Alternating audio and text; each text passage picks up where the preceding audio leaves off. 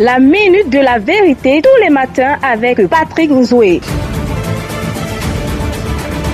Lancé lundi 22 janvier 2024, l'introduction du vaccin Moskinis TM n'a pas connu une grande influence dans le district de santé de Créby et même ailleurs, selon nos sources d'information. Ce vaccin connaît une résistance énorme auprès des communautés. Plusieurs restent vigilants et ne souhaitent pas le faire administrer à leurs enfants, car disent-ils que ce vaccin est un moyen expérimental dont il est impossible de faire vacciner leurs enfants. C'est chacun qui ferme sa porte. Seulement quelques parents que nous avons rencontrés hier dans certains centres de vaccination choisis pour l'occasion où l'on pouvait enregistrer 4 à 5 enfants vaccinés. La peur du vaccin Moskinis TM plane sur la cité. Plusieurs populations en offre nous ont confié que personne ne souhaite que son enfant soit un cobaye pour les tests de laboratoire des Blancs. Par contre, d'autres curieux se posent la question qui est de savoir l'État serait-il en train de sacrifier sa population? Loin de là. Pour être plus clair sur cette affaire, nous sommes allés à la rencontre d'un spécialiste, le docteur Nkou Patrick, pédiatre. Dans une interview à cœur ouvert, rassure plutôt et tire la sonnette d'alarme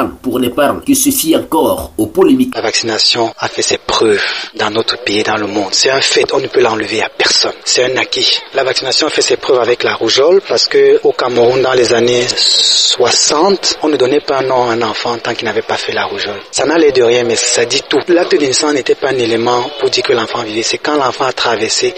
Et les maladies sont nombreuses. Il y a la rougeole, il y a la polio, il y avait à l'époque les méningites, il y avait à une époque l'hépatite B, les diarrhées, la tuberculose aussi. Donc on ne peut pas décréter et déclarer avec quelques éléments factuels que la vaccination n'a pas ce serait malhonnête. Les gens qui ont une hésitation vaccinale ont forcément des raisons qui ne sont pas toutes fausses. Donc on ne peut pas, c'est pour ça que la vaccination n'est pas obligatoire. C'est pour dire quand même qu'on vous donne des éléments factuels et on vous laisse décider. Mais en même temps c'est compliqué parce que vous laissez décider, c'est en fait de vous laisser décider de la vie ou de la mort de votre enfant. Pose aussi un problème éthique. Donc décider que mon enfant va vivre ou mourir parce que j'ai décidé. Les conséquences après, c'est toujours le système de santé qui paye, c'est toujours les professionnels de santé qui payent, c'est toujours les familles qui payent. Le danger est multiple. Prenons le cas de la polio. Un cas de polio met le Cameroun en épidémie. Un cas de polio au Cameroun, qu'il soit en Guelmenouva, qu'il soit à Tcholéré. Ça veut dire que vous n'imaginez pas les conséquences économiques d'un cas de polio. Si le Cameroun est déclaré comme pays polio, il y a une fermeture à l'économie. Parce qu'on va dire non, c'est une zone à risque. Ça c'est pour le plan macro. Maintenant sur le plan micro, un cas de polio coûte pour une riposte 900 millions. Pour une riposte, généralement on fait 2 à 3 ripostes. Ça veut dire on est pratiquement à 3 milliards pour un cas de polio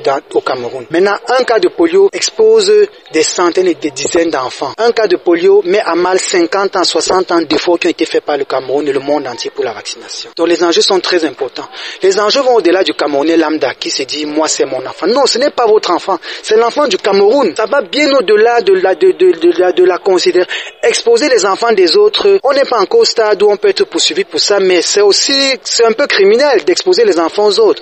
Et on dit un enfant non vacciné, c'est une épidémie non déclarée. Ça veut dire qu'il faut avoir un enfant qui n'a jamais été vacciné contre la polio. Il vit bien, il n'a pas de problème parce qu'il n'a pas été en contact. Mais si par hasard, il entre en contact avec un virus sauvage, il est hyper vulnérable. Voilà qui est clair pour ceux qui traînent encore le pas. Pour le rappeler, le gouvernement ne saurait engager une telle action pour sacrifier sa population. Mais il reste concentré sur son plan de lutte contre cette maladie et réduire au maximum le taux de mortalité, qui d'ailleurs est satisfaisant. Ce taux est en baisse par rapport aux années précédentes. Parents, faites donc vacciner vos enfants. C'est un geste qui sauve. Excellente journée et à demain.